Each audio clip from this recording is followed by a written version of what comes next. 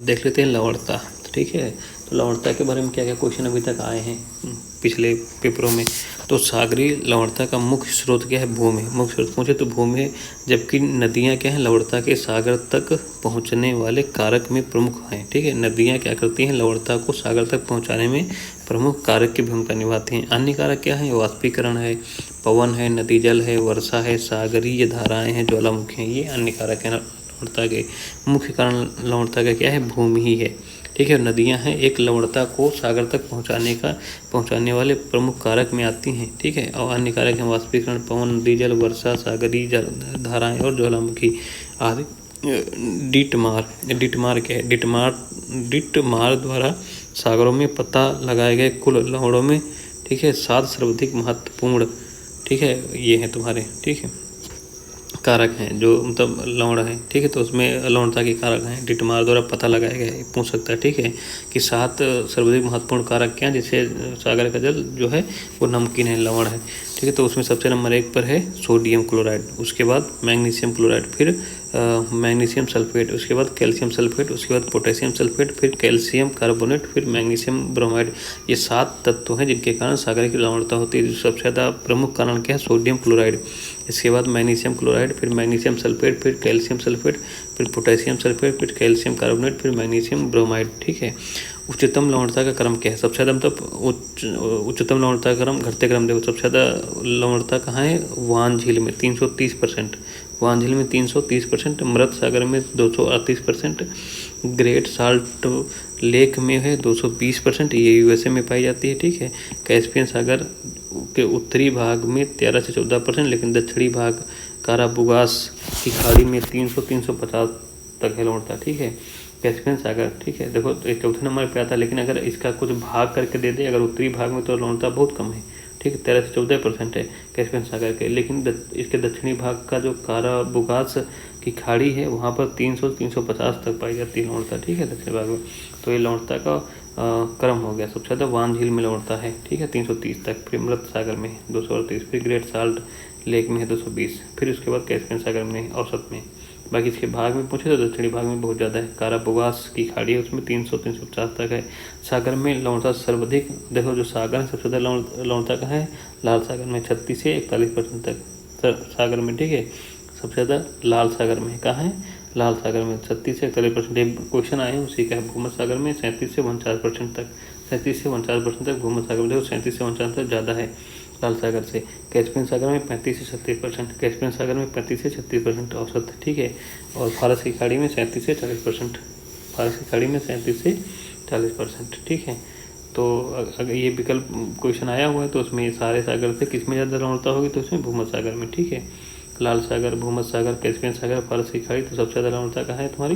भूमध्य सागर में। ठीक है, 37 से 49% तक। अब ज्वार भाटा, तो क्वेश्चन अभी तक ज्वार भाटा से कितने क्वेश्चन आए हैं? इंपॉर्टेंट क्वेश्चन देख लेते हैं। तो उत्पत्ति का कारण गुरुत्वाकर्षण होता है। ठीक है, चंद्रमा और सूर्य का गुरुत्वाकर्षण है पृथ्वी पर जो लगता है। अब केंद्रीय या केंद्रोन्मुख बल जो होता है पृथ्वी का, ठीक है, अब केंद्रीय बल पृथ्वी का, जिसको केंद्रोन्मुख बल भी कहते हैं। अब केंद्रीय या केंद्रोपसारित बल, ठीक है, अब केंद्रीय या केंद्रोपसारित बल पृथ्वी का, ये है उत्पत्ति के कारण ज्वार भाटा के। तो चंद्रमा की ज्वार उत्पादक शक्ति है सूर्य की तुलना में ज़्यादा होती है। कितने गुना ज़्यादा होती है? 2.17 गुना अधिक है। तो चंद्रमा का गुरुत्वाकर्षण बल जो है वो सूर्य के गुरुत्वाकर्षण बल से ज़्यादा ज्वार उत्पन्न करता है। ठीक है, और ये सूर्य से कितनी ज़्यादा पावरफुल है शक्ति? चंद्रमा की ज्वार उत्पादक शक्ति 2.17 गुना अधिक है। अप्रत्यक्ष उच्च ज्वार उत्पन्न होने का कारण क्या है? अप्रत्यक्ष उच्च ज्वार उत्पन्न होने का कारण क्या है? पृथ्वी का अपकेंद्रीय बल, पृथ्वी का अपकेंद्रीय बल। बृहद ज्वार कब आता है? जब सूर्य, पृथ्वी तथा चंद्रमा एक सीधी रेखा में होते हैं। बृहद मतलब अधिक बड़ा ज्वार कब आता है? जब सूर्य, पृथ्वी, चंद्रमा एक सीध में होते हैं। लघु ज्वार भाटा, ठीक है, लघु ज्वार भाटाओं के समय उच्च ज्वार सामान्य से 20% क्या रहता है? निम्नतर रहता है। ठीक है, दो लघु ज्वार है, ठीक है, लघु ज्वार भाटाओं में है। ठीक, क्या होता है? लघु ज्वार भाटाओं के समय क्या होता है? उच्च ज्वार सामान्य से 20% निम्न रहता है, तथा निम्न ज्वार, जिसको निम्न ज्वार जिसके भाटा कहते हैं, सामान्य रूप से उच्चतर होता है। ठीक है, लघु ज्वार भाटा बृहद ज्वार भाटा के विपरीत या नवचंद्र को नहीं बल्कि शुक्ल पक्ष एवं कृष्ण पक्ष की सप्तमी अष्टमी को ही आता है।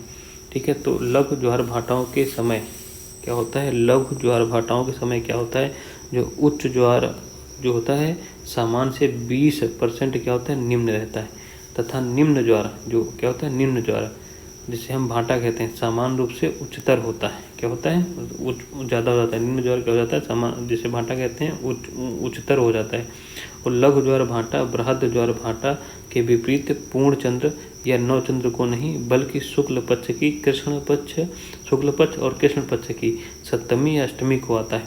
तो देखो ध्यान रखना है, क्वेश्चन आए हुए हैं कि जो है लघु ज्वार भाटा बृहद ज्वार भाटा के विपरीत, मतलब लघु ज्वार भाटा जो है बृहद ज्वार भाटा के विपरीत पूर्णचंद्र या नवचंद्र को नहीं होता है। मतलब बृहद ज्वार भाटा जो है पूर्णचंद्र या नवचंद्र को होता है। ठीक है, बृहद ज्वार भाटा पूर्णचंद्र या नवचंद्र को होता है, और लघु ज्वार भाटा जो है शुक्ल पक्ष और कृष्ण पक्ष की सप्तमी या अष्टमी को आता है। ये ध्यान रखना। तो ये मैं पॉइंट देखना है, लघु ज्वार जो है शुक्ल पक्ष और कृष्ण पक्ष की सप्तमी या अष्टमी को आता है, और बृहद ज्वार भाटा कब आता है, पूर्णचंद्र या नवचंद्र को आता है। ठीक है, ये है। देखो ये है दीर्घ ज्वार की स्थिति, ये देखो दिया है तुम्हारा। ठीक है, दीर्घ ज्वार कब आएगा, जब सूर्य चंद्रमा और पृथ्वी ठीक है क्या हो, एक दिशा में हो, मतलब एक सीधी रेखा में हो।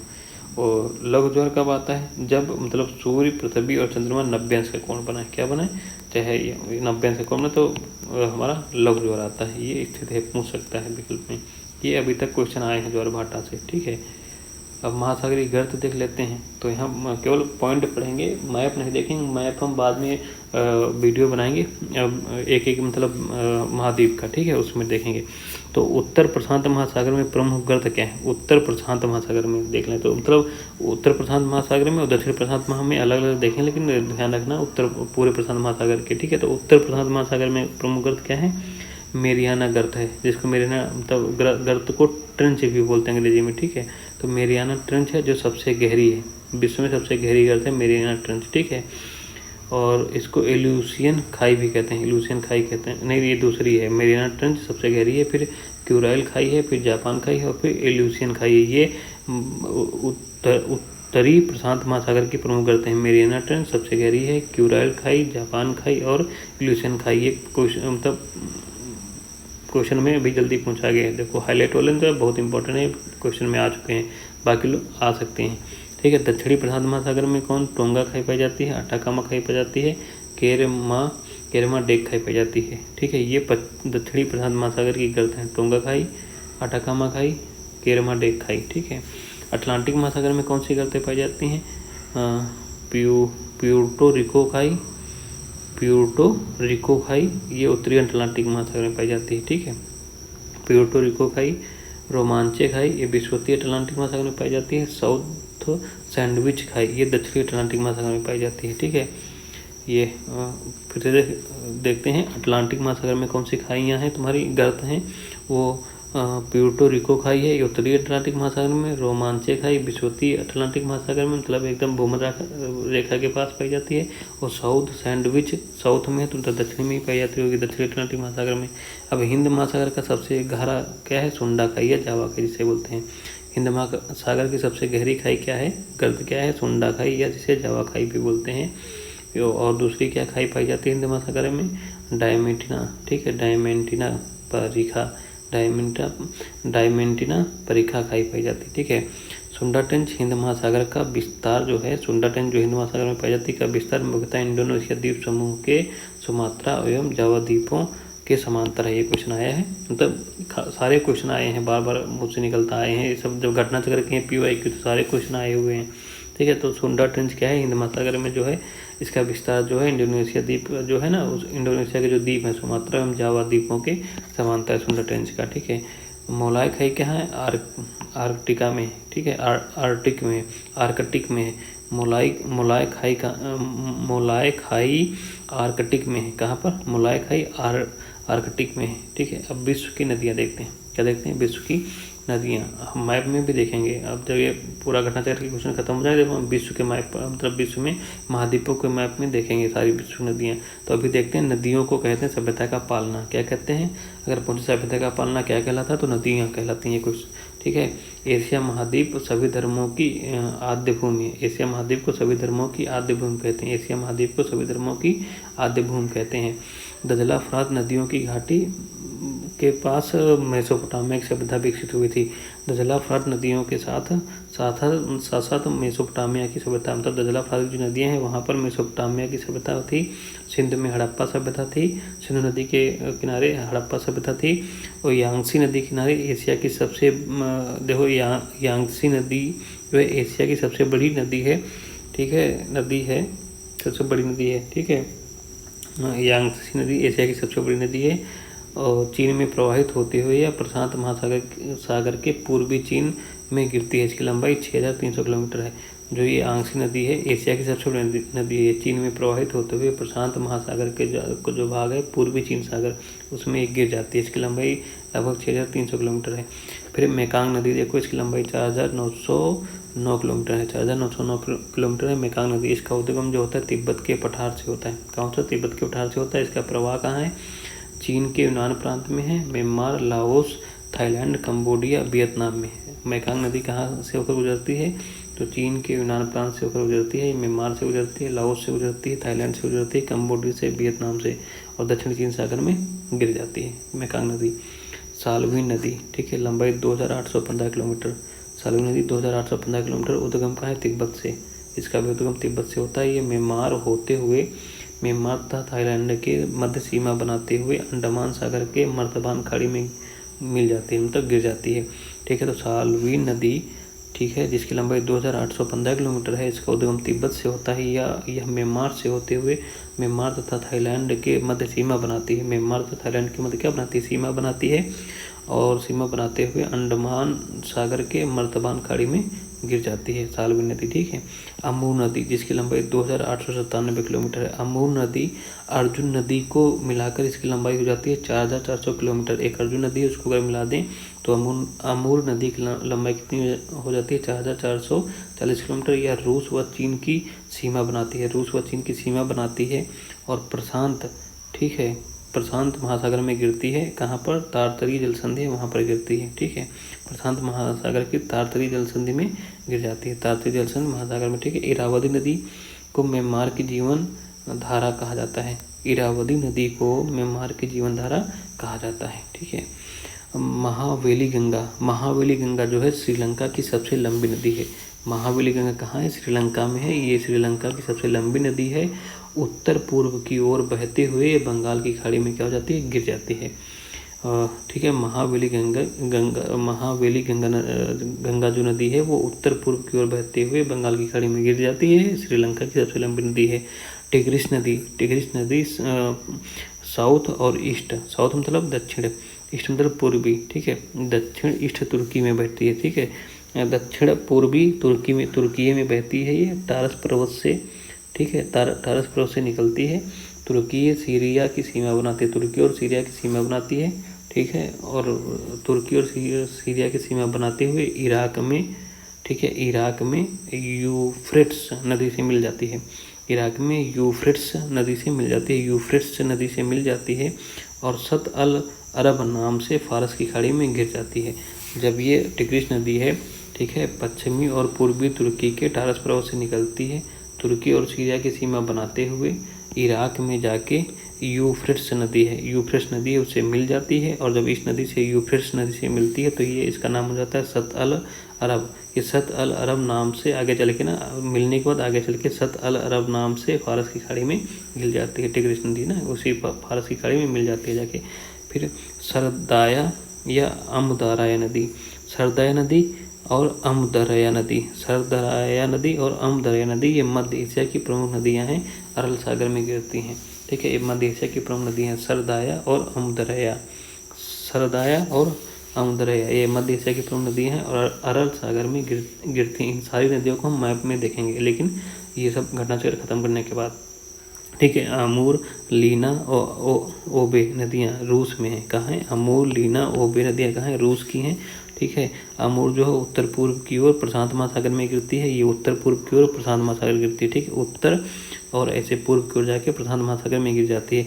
लीना आर्कटिक महासागर में गिरती है, ठीक है, ये आर्कटिक महासागर में गिरती है। लीना नदी वो भी जो है उत्तर की ओर प्रवाहित होती है, उब नदी उत्तर की ओर प्रवाहित होती है, ठीक है। ये अब यूरोप की महाद्वीप की हम नदियाँ देख लें, ठीक है। तो ये अभी एशिया की देख रहे थे, अब यूरोप की देखें तो ये ओल्गा जो है यूरोप की सबसे लंबी नदी है। ओल्गा यूरोप की सबसे लंबी नदी है, ठीक है। ये वल्दाई पहाड़ियों से निकलती है, ओल्गा नदी वल्दाई पहाड़ियों से निकलती है और कैस्पियन सागर में गिर जाती है ओल्गा नदी। डेन्यूब नदी ये जर्मनी से निकलती है, इसका उद्गम, ठीक है, जर्मनी से उद्गम है और काला सागर में गिर जाती है। डेन्यूब नदी जर्मनी से निकलती है, जर्मनी से इसका उद्गम स्थान जर्मनी में है और काला सागर में गिर जाती है डेन्यूब नदी। नीपर नदी है जो मास्को के पश्चिमी भाग से निकलती है, ठीक है, मास्को के पश्चिमी भाग से निकलती है नीपर नदी और काला सागर में मिल जाती है। यूराल नदी जो है दक्षिणी यूराल पर्वत से उद्गम होता है, इसका निकलती है। यूराल नदी दक्षिणी यूराल पर्वत से निकलती है और कैस्पियन में मिलती है, कैस्पियन में मिल जाती है। राइन नदी जो है स्विस अल्पस से निकलती है। राइन नदी स्विस अल्पस से इसका उद्गम होता है और भ्रंश घाटी में बहकर उत्तरी सागर में मिल जाती है।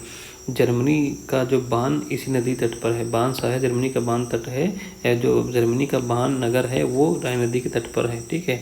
यूरोप में सर्वाधिक व्यस्त अंतःस्थलीय जलमार्ग इसी पर है, राइन नदी पर, ठीक है। यूरोप का सर्वाधिक व्यस्त अंतःस्थलीय जलमार्ग किस नदी पर है? इसी राइन नदी पर है, ठीक है। और रोन नदी क्या है? ये जिनेवा स्विट्जरलैंड से होकर भूमध्य सागर की लियोन की खाड़ी में गिर जाती है। रोन नदी, रोन है, ये राइन है, ठीक है, ये रोन नदी है, जिनेवा स्विट्जरलैंड, जिनेवा कहाँ? स्विट्जरलैंड में है, से होकर भूमध्य सागर की लियोन की खाड़ी में गिर जाती है, ठीक है। पो नदी इटली की गंगा कहते हैं, पो नदी को इटली की गंगा कहते हैं। टाइबर नदी जो है, ठीक है, एपिनाइन पर्वत से निकलती है, टाइबर नदी एपिनाइन पर्वत से निकलती है। भूमध्य सागर, ठीक है, भूमध्य सागर, ठीक है, में क्या होती है? गिर जाती है। भूमध्य सागर जहाँ पर गिरती है वहाँ पर भूमध्य सागर के भाग को क्या कहते हैं? टेरेहिनियन सागर कहते हैं, टेरेहिनियन सागर। तो ये टेरेहिनियन भी हो तभी सही हो जाएगी, गिर जाती है। रोम इसी पर है, ठीक है, रोम इसी पर है, मतलब रोम जो नगर है जो टाइबर नदी के किनारे बसा हुआ है, रोम नगर टाइबर नदी के किनारे बसा हुआ है। डान नदी जो है पश्चिमी रूस के टूला से निकलती है, पश्चिमी रूस के टूला से निकलकर एजोब सागर में गिर जाती है। डान नदी पश्चिमी रूस के टूला से निकलकर एजोब सागर में गिर जाती है। एब्रो नदी स्पेन के कैंटब्रियन से भूमध्य में गिरती है। एब्रो नदी जो है स्पेन के कैंटब्रियन से निकलकर भूमध्य सागर में गिर जाती है। टेम्स नदी जो है उत्तरी सागर तक जाती है, ठीक है, उत्तरी सागर तक। टेम्स नदी क्या है? उत्तरी सागर तक जाकर उसमें मिल जाती है टेम्स नदी, ठीक है। ये हो गई यूरोप नदियाँ, ठीक है। और तो देखो यूरोप ये है, इसमें पढ़े थे 49 देश हैं, ये यूरोप का मैप है, ठीक है। तो यहाँ पर हम नदियाँ पढ़ेंगे, यूरोप महाद्वीप जब पढ़ेंगे तो वहाँ पर नदियाँ, जल संधियाँ सभी पढ़ेंगे। अभी हम कटा सागर के जितने क्वेश्चन आए वो हम जल्दी पढ़ लेते हैं, ठीक है। अब अफ्रीका की नदी देख लेते हैं या अगले वीडियो में देखेंगे अफ्रीका नदी, फिर क्यों, चलो नदियाँ देख लेते हैं अफ्रीका की, ठीक है। अफ्रीका नदी, तो नील नदी देखो, नील नदी क्या है? पूर्वी अफ्रीका में विश्व की सबसे लंबी नदी है, पूर्वी अफ्रीका में विश्व की सबसे लंबी नदी है, ये 6695 किलोमीटर है, ठीक है। विश्व की सबसे लंबी नील नदी पूर्वी अफ्रीका में बहती है, नील नदी पूर्वी अफ्रीका में बहती है, विश्व की सबसे लंबी नदी है। लगभग इसकी लंबाई कितनी है? 6695 किलोमीटर। ये कहाँ से गुजरती है? इसका मतलब जो बेसिन कहाँ किस देश में है? तो रवांडा, तंजानिया, बुरुंडी, मतलब डी आर कांगो ना, ठीक है, डेमोक्रेटिक रिपब्लिक ऑफ कांगो से, केन्या, इथियोपिया से, सूडान से, दक्षिणी सूडान से, युगांडा से, इजिप्ट से, यहाँ पर इस नील नदी का बेसिन है, ठीक है, ठीक है। नील नदी का बेसिन है। इनिशिएटिव के सदस्य क्या है? ठीक है, नील बेसिन इनिशिएटिव के सदस्य कौन सी है? इरिट्रिया पर्यवेक्षक है इसमें, ठीक है, ये सब सदस्य हैं, ठीक है। इरिट्रिया इसका पर्यवेक्षक है। भूमध्य सागर में गिर जाती है जाके नील नदी, ठीक है। उद्गम क्या होता है? श्वेत नील के रूप में इसका उद्गम होता है विक्टोरिया झील से, श्वेत नील नदी के नाम से इसका विक्टोरिया झील से उद्गम होता है, ठीक है। नवीन अनुसंधानों, तो नवीन खोजों के अनुसार रवांडा में किवू झील के पास न्यूंगवे वनों को माना गया है, ठीक है, इसका उद्गम स्थल माना गया है, ठीक है, ठीक है। इसका जो उद्गम स्थल क्या? रवांडा में किवू झील है के पास एक न्यूंगवे वनों को माना गया इसका उद्गम स्थल, ठीक है। इसकी मुख्य सहायक नदी क्या है? नील, ठीक है, नील नदी है, नीली नील नदी है इसकी मुख्य सहायक, नीली नील नदी की मुख्य सहायक नदी है। इसका उद्गम जो होता है ताना झील से होता है, इथोपिया से, ठीक है। और ये श्वेत नील और नीली नील नदी मिलकर क्या बनाती है, नील नदी बनाती है, ठीक है। ये श्वेत नील नदी और नीली नील नदी जब मिल जाती है तो बनती है नील नदी बन जाती है, ठीक है। नाइजर नदी पश्चिमी अफ्रीका में स्थित है। कहाँ, पश्चिमी अफ्रीका में स्थित है। फौटा जलान पठार से निकलती है, फौटा जलान पठार से निकलती है और गिनी की खाड़ी में गिर जाती है, ठीक है। कांगो जैर नदी विषुवत रेखा को 2 बार काटती है। अफ्रीका की कांगो, अफ्रीका महाद्वीप की कांगो जिसे जैर नदी भी बोलते हैं, विषुवत रेखा को 2 बार काटती है। और जम्बेजी नदी विक्टोरिया जलप्रपात इस पर बना हुआ है, करीबा बांध है इस पर, और हिंद महासागर में गिरती है। जम्बेजी नदी पर विक्टोरिया जलप्रपात है, करीबा बांध है और हिंद महासागर में गिर जाती है। लिम्पोपो नदी मकर रेखा को 2 बार काटती है, ठीक है। अब उत्तरी अमेरिका की नदी हम देख लेते हैं। उत्तरी अमेरिका की थी Saint Lawrence, Mackenzie, Nelson, Hudson, Yukon, Fraser, Colorado, Columbia, Mississippi, Missouri, ये प्रमुख नदी हैं। उत्तरी अमेरिका की नदियाँ कौन सी हैं? Saint Lawrence, Mackenzie, Nelson, Hudson, Yukon, Fraser, Colorado, Columbia, Mississippi, Missouri, ये प्रमुख नदी हैं उत्तरी अमेरिका की। मिसिसिपी नदी क्या है? ये हिमानी झील इटस्का से निकलती है, हिमानी झील इटस्का से निकलती है। ओहियो, अरकानसास, रेड रिवर प्रमुख सहायक नदियाँ इसकी। ओहियो, अरकानसास, रेड रिवर इसकी प्रमुख सहायक नदी है मिसिसिपी की। और मैक्सिको की खाड़ी में मिसिसिपी नदी गिर जाती है। और एवं मिसौरी यूएसए का ग्रेट प्लेन निर्मित करती है, ठीक है। यह मिसिसिपी जो नदी है, ठीक है, मिसौरी यूएसए के का ग्रेट प्लेन था, यूएसए का और बहुत बड़ा मैदान बनाती है। मिसौरी नाम का बहुत बड़ा मैदान मिसिसिपी नदी में बनाती है, ठीक है। यूकॉन नदी क्या है? यूएसए अमेरिका के अलास्का से निकलती है एवं कनाडा में प्रवाहित होती है, ठीक है, ठीक है। ये यूकॉन नदी है जो है अमेरिका के अलास्का एवं कनाडा में प्रवाहित होती है, ठीक है। मैकेंजी नदी कनाडा के ग्रेट स्लेव झील से निकलती है। मैकेंजी नदी कनाडा के ग्रेट स्लेव झील से निकलती है, आर्कटिक महासागर में गिर जाती है। यह कनाडा की सबसे लंबी नदी है। मैकेंजी नदी कनाडा की सबसे लंबी नदी है। सेंट लॉरेंस नदी जो है महान झीलों को अटलांटिक महासागर से जोड़ती है। ये जो है सेंट लॉरेंस जो है नदी है, ये महान झीलों को अटलांटिक महासागर से जोड़ती है। यूएसए एवं कनाडा के मध्य सीमा बनाती है सेंट लॉरेंस नदी, ठीक है। अमेरिका और कनाडा के बीच सीमा बनाती है। रियो ग्रांडे नदी यूएसए और मैक्सिको की सीमा बनाती है। रियो ग्रांडे नदी भी यूएसए और मैक्सिको की सीमा बनाती है और मैक्सिको की खाड़ी में गिर जाती है, ठीक है, मैक्सिको की खाड़ी में गिर जाती है। देखो, सेंट लॉरेंस नदी अमेरिका और कनाडा की सीमा बनाती है और रियो ग्रांडे नदी अमेरिका और मैक्सिको की सीमा बनाती है और मैक्सिको की खाड़ी में गिर जाती है, ठीक है। और कोलंबिया नदी रॉकी पर्वत से निकलती है और प्रशांत महासागर में गिरती है। कोलंबिया नदी रॉकी पर्वत से निकलती है, प्रशांत महासागर में गिरती है। हडसन नदी एरिरान डेक पर्वत अमेरिका में जो है, एरिरान डेक पर्वत अमेरिका में, भाई ये पर्वत भी पूछ सकता है ना, एरिरान डेक पर्वत कहाँ मिलाने वाला, ठीक है। फाइट तो आते ही सब वनडे एग्जाम में। एरिरान डेक पर्वत अमेरिका से निकलती है हडसन नदी और अटलांटिक महासागर में गिर जाती है। दक्षिण अमेरिका की नदियाँ देख लें तो दक्षिण अमेरिका के मध्यवर्ती मैदान का अधिकांश भाग ओरिनको, अमेजन, प्लाटा नदियों की द्रोणियों से बना है, ठीक, द्रोणी से बना है। किसकी नदी से दक्षिणी अमेरिका का मध्य भाग ज़्यादातर? ओरिनको नदी है, अमेजन नदी है, प्लाटा नदी है, इन्हीं बेसिन से बना है। अमेजन नदी दक्षिणी अमेरिका की सबसे लंबी नदी है, इसकी लंबाई लगभग 6437 किलोमीटर है। अमेजन नदी जो है दक्षिण अमेरिका की सबसे लंबी नदी है, ठीक है। अपवाह दृष्टि से विश्व की सबसे बड़ी नदी है। अगर अपवाह दृष्टि से देखी जाए, अपवाह जो बेसिन बनाती है, ठीक है, तो उस दिशा से ये देखा जाए तो सबसे बड़ी नदी है विश्व की। और अगर लंबाई में देखें तो सेकंड है, ठीक है, लंबाई में देखें तो ये सेकंड है, ठीक है। तो ये हमारी सारी विश्व की नदियाँ हो गई, ठीक है। अब विश्व की नदियाँ हैं, उनके सीमाएं दिए हैं कौन कौन से, ठीक है। तो विश्व की नदियाँ और सीमाएं ये हम अगले वीडियो में देख लेंगे, ठीक है, जो किन किन की सीमाएं बनाते हैं। जय हिंद, जय भारत।